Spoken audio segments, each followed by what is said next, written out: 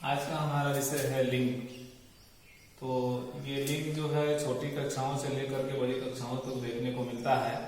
तो कहने के लिए ये बहुत छोटा विषय है, टॉपिक है, लेकिन इसको पहचानने की विसंगतियां सबके सामने हमेशा आती हैं कि ये शब्द स्त्रीलिंग में आता है कि पुल्लिंग में आता है, बराबर मतभेद बना हुआ है।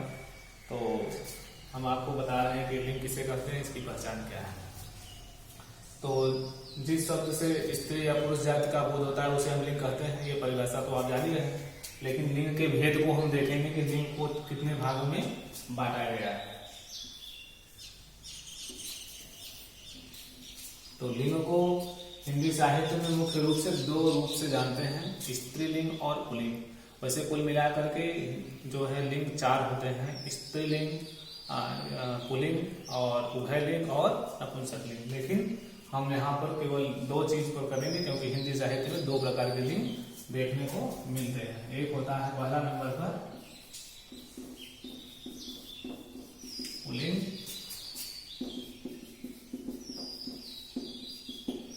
दूसरा स्त्रीलिंग, तीसरा उभयलिंग। तो कुछ ऐसे शब्द होते हैं जिससे पुरुष जाति का बोध होता है, उसे हम पुल्लिंग कहते हैं, और जिन शब्दों से हमें स्त्री जाति का बोध होता है उसे हम स्त्रीलिंग कहते हैं। लेकिन कुछ ऐसे शब्द होते हैं जो स्त्री लिंग में भी और पुल्लिंग में दोनों में आते हैं। और एक होता है नपुंसक लिंग, लेकिन उसको हमको यहाँ नहीं पढ़ना है, वो संस्कृत में पढ़ा जाता है। तो यहाँ पर हम देखते हैं पुल्लिंग। जैसे अभी हम आपको बताएं, कुछ शब्द ऐसे हैं ऐसे जिससे केवल पुल्लिंग जाति का बोध होता है, जैसे तोता, कछुआ, बैल, आदमी आदि। तो ये शब्द जो है ये हमेशा पुल्लिंग में या पुरुष जाति में आते हैं। इसी आधार पर हम कह सकते हैं कि दूसरे रूप में स्कूल, शहर, देश, कॉलेज आदि। तो ये शब्द हमेशा पुल्लिंग में आते हैं। और ये भी इसी प्रकार से है स्त्रीलिंग। स्त्रीलिंग में कुछ ऐसे शब्द होते हैं जो हमेशा स्त्रीलिंग में ही होते हैं। जैसे मैंने कह दिया अभी आपको, चिड़िया, मैना, औरत, गिलहरी आदि। अगर साहित्य के दृष्टिकोण से देखा जाए, जैसे यहाँ देखा, तो इसका इस प्रकार से रूप होगा, जैसे संसद, सभा, सड़क आदि। ये सभी शब्द जो है स्त्रीलिंग में आता है। उभयलिंग में कौन आते हैं? जहां पर पदवाची शब्द होते हैं, है ना, पदवाची शब्द, जैसे डॉक्टर, वकील, मैनेजर, राष्ट्रपति, प्रधानमंत्री।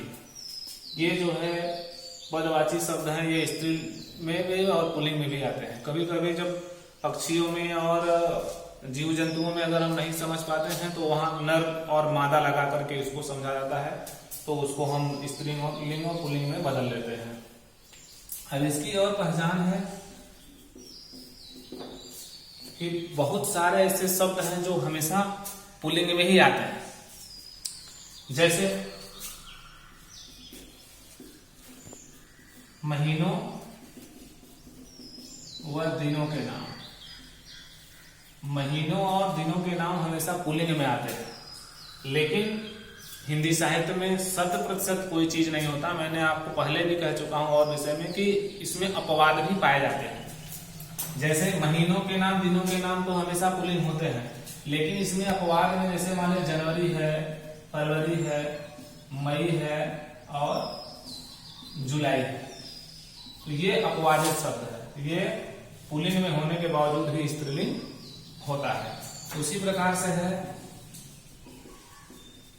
देशों के नाम,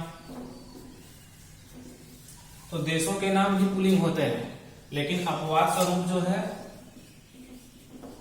ये श्रीलंका जो है ये अपवाद में आता है। जो श्रीलंका जो है ये स्त्रीलिंग माना जाता है। उसी के आधार पर अगला है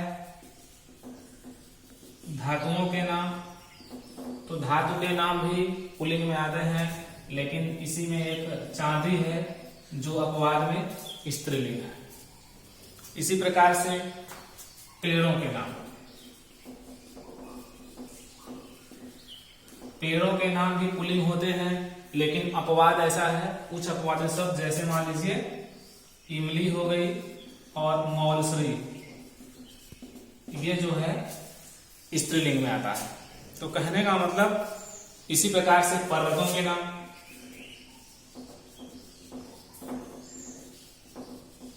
पर्वत के नाम हमेशा पुल्लिंग में ही आते हैं।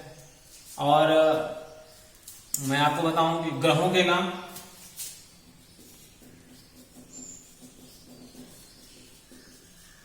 ग्रह के नाम भी पुल्लिंग में आते हैं, लेकिन सभी ग्रहों में पृथ्वी, रोहिणी और कृतिका ये ऐसे हैं जो अपवादित हैं।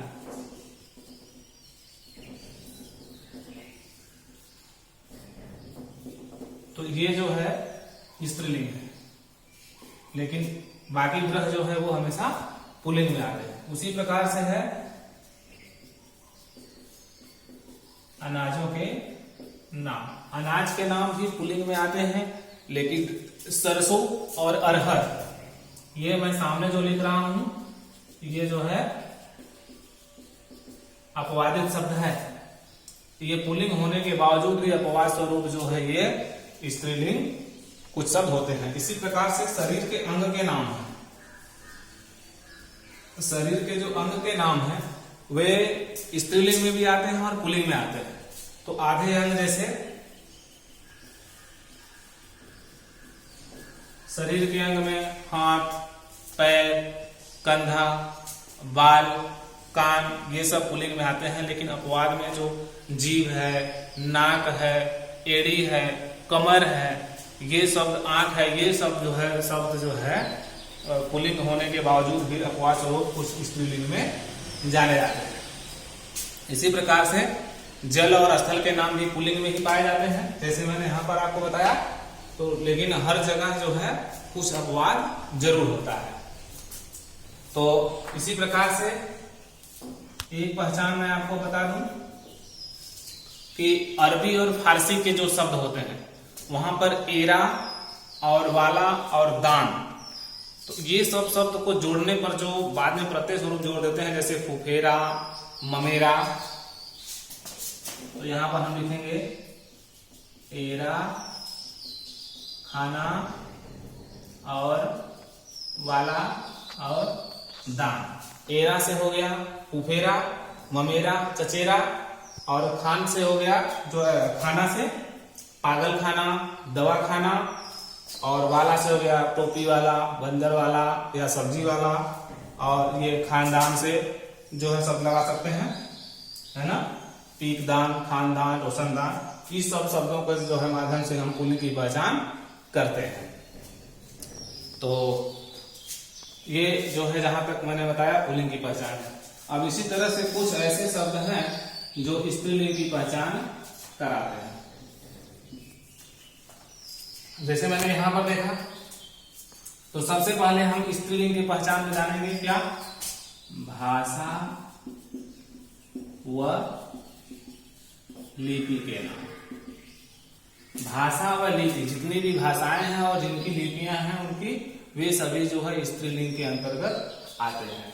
उस दूसरे नंबर पर आता है नदी व झील के नाम। तो मैं बताऊं कि झील में मान लीजिए डल झील हो या सांभर झील हो, ये सभी झील स्त्रीलिंग में आते हैं। नदियों के नाम हमेशा स्त्रीलिंग में आते हैं, लेकिन कुछ अपवाद यहाँ पर भी है नदी में। जैसे अभी हम लिखते हैं ब्रह्मपुत्र, सिंधु और समुद्र, कहने का मतलब ये सब जो नदी है अपवाद स्वरूप ये जो है स्त्रीलिंग में आते हैं। तो ये जो है पुल्लिंग को और स्त्रीलिंग को पहचानने का तरीका है। तो कहने का मतलब जो तिथि है, तिथियों के नाम,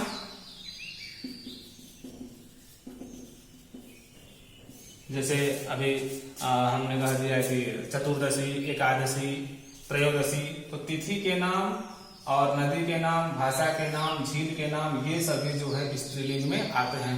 मैं आपको बताऊं कि भारतवर्ष जो है पुरुष प्रधान देश है और यहाँ पर पुल्लिंग की महानता है और प्रधानता दी जाती है और पुल्लिंग के द्वारा भी स्त्रीलिंग बनाए जाते हैं। इन लगा करके, एक लगा करके पंडित को पंडिताई बना देते हैं, पंडिताई बना देते हैं। तो इस प्रकार से प्रधानता जो है पुल्लिंग की जाते हैं, अपवाद भी पुल्लिंग में जाते हैं, स्त्रीलिंग में उतने अपवाद नहीं है। तो कहने का मतलब जैसे अभी आपको मैंने बताया कि शरीर के अंग के नाम इसमें भी आते हैं और इसमें भी आते हैं। और अभी आपने देखा कि यहाँ पर एरा, खाना, वाला और दान, ये सब जो है शब्दों को लगा करके पुल्लिंग बनाया गया। तो इसी प्रकार से इसके भी कुछ नियम है। जैसे एक बात और था कि वर्णमाला के अक्षर जो है पुल्लिंग में होते हैं, है ना, लेकिन ई और ई ये जो है स्त्रीलिंग में आता है। तो कहने का मतलब तत्सम शब्द के आ और ई,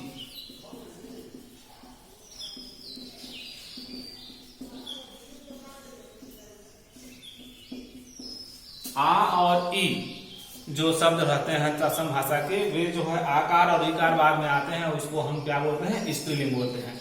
जैसे अभी मैंने कह दिया दया और सभा, तो ये सब जो है लगाने से ये हमारा सब जो है ये स्त्रीलिंग बन जाता है। कहने का मतलब अभी हमने यहाँ पर ईकार की बात मैंने कहा, समिति शब्द का प्रयोग कर दिया, तो ये क्या हो गया, जो है ये चाहे ईकार हो चाहे छोटी हो या बड़ी हो, ये जो है स्त्रीलिंग बन जाते हैं। तो इस प्रकार से जो है ये हमारा स्त्रीलिंग और पुल्लिंग की पहचान हुई। हम आपसे बता रहे हैं कुछ ऐसे शब्द होते हैं जिनको पहचानने में कठिनाई होती है, लेकिन पूरी तरह से इसकी विसंगतियों को स्पष्ट नहीं किया जा सकता, क्योंकि हिंदी साहित्य में रोज का रोज सुधार हो रहा है, रोज भी संशोधन हो रहा है। परंपरागत दृष्टिकोण से हमने पढ़ा है अशोक बन्ना की किताब में, डॉक्टर अशोक बन्ना जी की किताब में, कि हिंदी साहित्य जो है वह अपने पुराने शिक्षाविदों, साहित्यकारों के द्वारा जो संचित ज्ञान कोश रखा गया है, उसी ज्ञान कोश के आधार पर हम अपने साहित्य को ले चल रहे हैं और उसी का अर्जन करना, अध्ययन करना ही साहित्य कहलाता है। और वही परंपरागत तरीके से हम जो इस पर जो है बात करते हैं या उस निष्कर्ष पर पहुंचते हैं कि ये कौन सा लिंग है, वही सर्वमान्य है, क्योंकि हमारे साहित्यकार जो है अपने संचित ज्ञान कोश में इसको समाहित किया हुआ है। तो इस प्रकार से और भी सुधार हो सकते हैं, लेकिन इतनी पहचान जो है हमारे लिंग को पहचानने के लिए पर्याप्त है। उम्मीद है कि आपको ये लिंग की पहचान समझ में आई होगी। धन्यवाद।